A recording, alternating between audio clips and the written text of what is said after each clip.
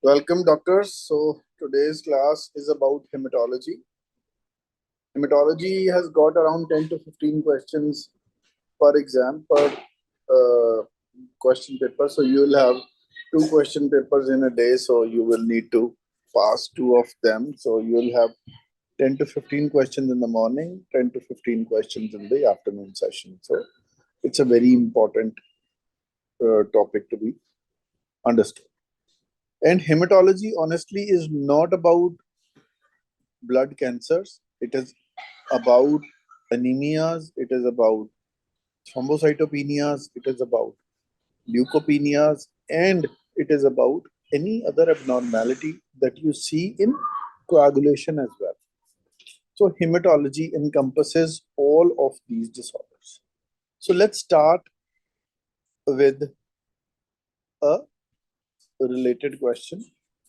An 18-year-old boy presented to the emergency department with complaints of excessive bleeding following a tooth extraction. Platelet count is normal. So whenever we are put a question about a bleeding disorder,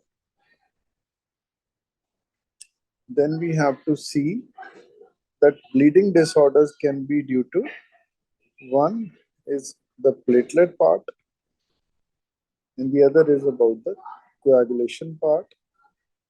And then there's third still, which is not considered in hematology, but as such is a very, very important differential for a bleeding diagnosis. It is vasculitis. It is vascular integrity.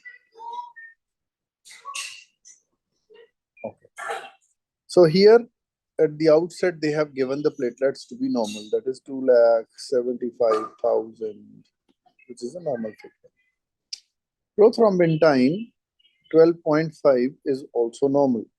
So when prothrombin time is in question, then we know that 2, 7, 9, 10, they are not the part of this discussion. APTT is elevated almost to the double.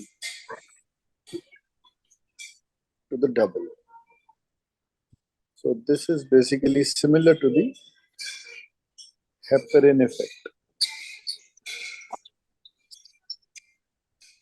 Factor 8 is also normal. So because platelet count is normal, so this is not ITP. Because prothrombin time is normal, so this is not related to any disease which can derange the INR. And this is also not hereditary hemophilia because factor 8 is also normal. So can anyone attempt this question to find the likely explanation for this young boy's condition? Is it the deficiency of factor 5? Is it the deficiency of factor 9? Is it the deficiency of factor 7? Or deficiency of factor 7. okay, factor 7. Anybody else with some different opinion? I think it could be factor 9 deficiency, sir. Say again? Factor 9 deficiency because of hemophilia B. Prothrombin count might be normal, but APTP is elevated. So something from hemophilia. Wonderful. So this is basically factor 9, which is a almost similar disease that presents almost similarly as to factor 8 deficiency. So because these PTI is normal, so factor 7 has to be okay. Platelets are normal, so ITP is not there. Due to the following, there could be an elevated APTT, that is heparin, hemophilia, VWD, that is von Willebrand disease, or EPLA. All of them can present with deranged INR or elevated APTT. Hemophilia B here would be suggested by a normal factor 8. So hemophilia B is not the disease here because factor 8 is normal, which is like we understand that it is a inherited disease of factor 8 deficiency leading to presentation right from the childhood with multiple presentations of hemorrhages, be it hemarthrosis, be it GI bleed, be it spontaneous bleeds. In von Willebrand factor, a prolonged APTT can also be seen. However, factor 8 activity will be low because it is an allied factor. The presentation would also typically be associated with thrombocytopenia in that case and is not consistent with EPLA if it had to be EPLA. So is that clear?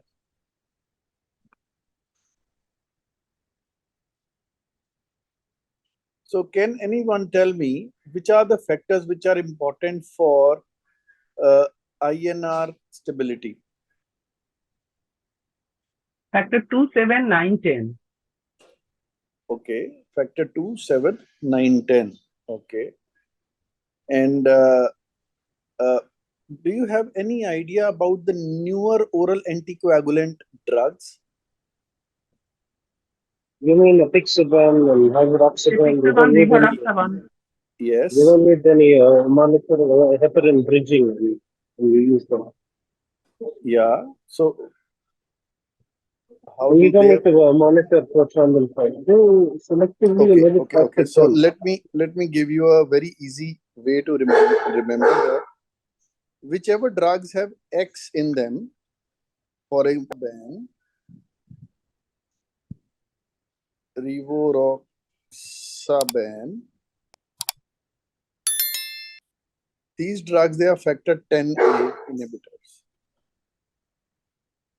XA. Whereas dabigatran, which is also a NOAC, newer oral anticoagulant, it is D is direct thrombin inhibitor.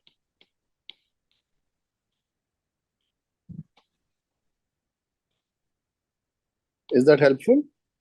So that is very easy way to remember, and you will actually get a question from this in the exam. Because newer oral anticoagulants, they are now one of the very important topics from which questions are routinely asked. Okay. Next question. A 25-year-old lady, she presents to hematological clinic for a review. She has been referred by her general practitioner after a significant bleeding episode at her dental clinic following a wisdom tooth extraction. Similar picture, she tells the hematologist that her uncle and sister have also had problems with bleeding at the dental clinic in the past. So, routine blood screening has entirely been normal, apart from mild iron deficiency anemia and a prolonged activated partial thromboplastin time of 37 seconds, which I mean, clinical examination is normal. What is the most likely diagnosis here? One Anyone can? milligram, Von one Willebrand milligram. disease. So it is a von Willebrand disease. So why is it von Willebrand disease? This is the most common coagulation problem. It Okay. has a problem where APTT is affected along with Yes, impaired APTT platelet is correct. activity. So that That's the runs right. in families. This is one. It has a As on distinct, family. yeah, it runs in the families and has a very distinct inheritable pattern, that it is not X-linked recessive or something. So it is an autosomally inherited disorder. Okay, so that means it can present in women as well. This is how we should begin understanding the Autosomal disease. recessive, isn't it, sir? So it is, This is yes, autosomal recessive, isn't it? yeah, it is an autosomal recessive, and because it is autosomal, it can present in any gender, unlike the factor 9 and factor 10, which can present usually in they are X-linked recessive disorders, right? So von Willebrand disease is basically an autosomally inherited disorder. So there is a defective platelet aggregation because of a distinct factor that connects factor 8 with the platelet. So we would have reduced factor 8 and we would have defective platelet adhesion. So these are very, very important topics. Von Willebrand disease is very common, is commonly asked, because as you said, it is one of the most common inherited bleeding disorders. And the usual presentation is mucosal bleeding. So whenever you have in question a patient who has a lip bleeding, who has mucosal bleeding routinely, so the most common manifestation is mucosal bleeding. And there are basically impaired or defective production of von Willebrand factor. Can anybody tell me, can VWF, VWD can present only in an inherited pattern, or is there any acquired pattern as well? Anyone?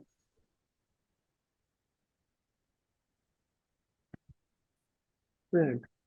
So people with immunoproliferative cancers like Hodgkin, non-Hodgkin lymphoma and SLE, they can also have similar pattern of coagulation disturbance, and that is known as acquired von Willebrand disorder. So not necessarily that it has to be a familial disorder, although if the family history is given, then there are more chances that this is a inheritable von Willebrand disease. Important is that the gene is located on the short arm of chromosome number 12. So it can be both ways. It can be autosomal recessive and it can be autosomal dominant. Both ways. It can be both ways. So what is the common presentation? Mucosal bleeds. It can be epistaxis, it can be easy bruising, it can be post-operative or post-traumatic extended bleeding time, or it can be GI or genitourinary bleeding as well. Is that clear? Yeah. So let's find out what disease this is. So E is von Willebrand disease. Wonderful. So we have, now this disease is basically of 3 types. So this is basically mentioned here. The type 1 is associated with mild bleeding and is usually in 60 to 80% of the patients. Inherited as an autosomal dominant disorder, that is type 1. A quantitative reduction is seen in type 1. Type 2, however, is basically a qualitative defect. That means the amount of von Willebrand factor will be normal in the blood. It will be qualitatively defective. That means it is dysfunctional. And there is bleeding tendency which can vary between patients. Type 3 is associated with major bleeds and it is basically autosomal recessive. There are literally nil levels of von Willebrand factor in the blood. So as far as the type 1 is concerned, which is the most researched disease, the desmopressin or DDAVP is the initial treatment of choice. Usually there are no requirements of other therapies such as factor 8 or something like that.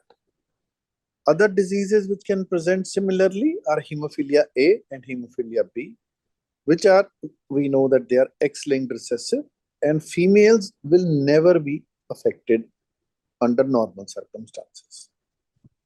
Factor 11 deficiency, which is also known as hemophilia C, it is rarely seen, although it may result in prolonged APTT.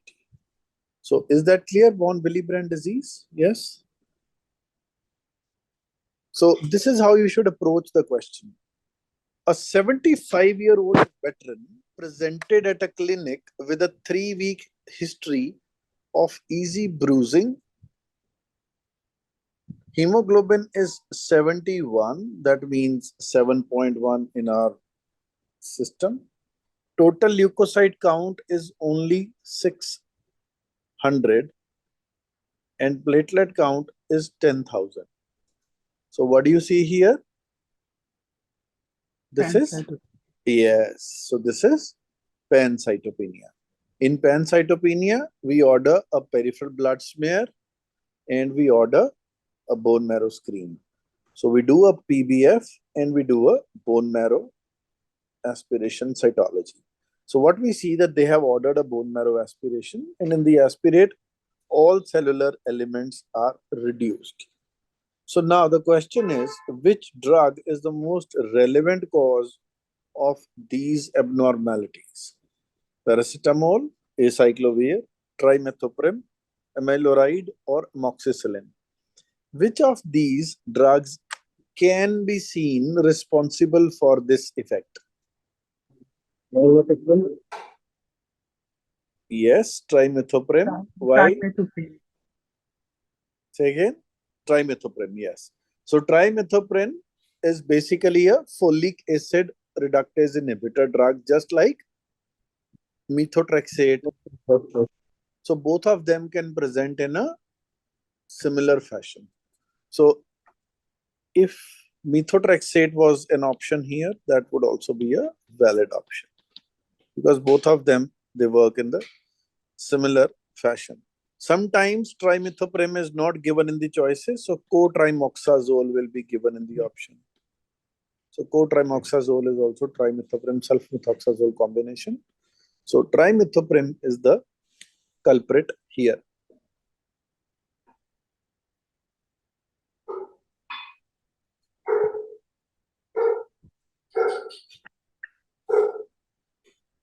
There is a full stop here. The drug. All right. A 27-year-old young gentleman with a recent diagnosis of Hodgkin's lymphoma on treatment presents to hematology clinic with tingling in both hands and all the fingers, as well as intermittent burning sensation in his feet, sorry. So blood investigation, sodium is normal, so is potassium. Creatinine is elevated at 1.21. Serum urea is also elevated at 8.2. Calcium is normal. SGOT, SGPT are also okay, normal. Alkaline phosphatase is normal. Bilirubin is normal. Albumin is low. Hemoglobin is on the borderline, 11.5. Total leukocyte count is normal. MCV is 92. Platelets are 1,85,000. Neutrophils are 2.4 on the lower side. CRP is 7, which is slightly elevated. So we have a patient who is having Hodgkin's lymphoma, and he has burning sensation in his feet.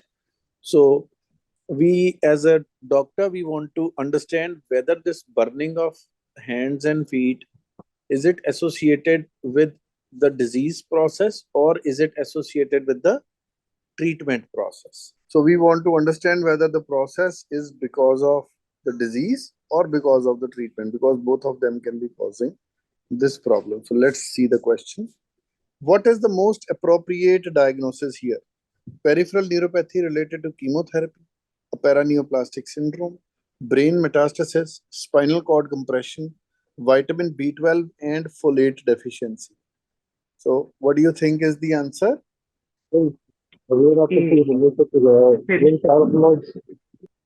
Yeah. So basically the answer here is A. Yeah.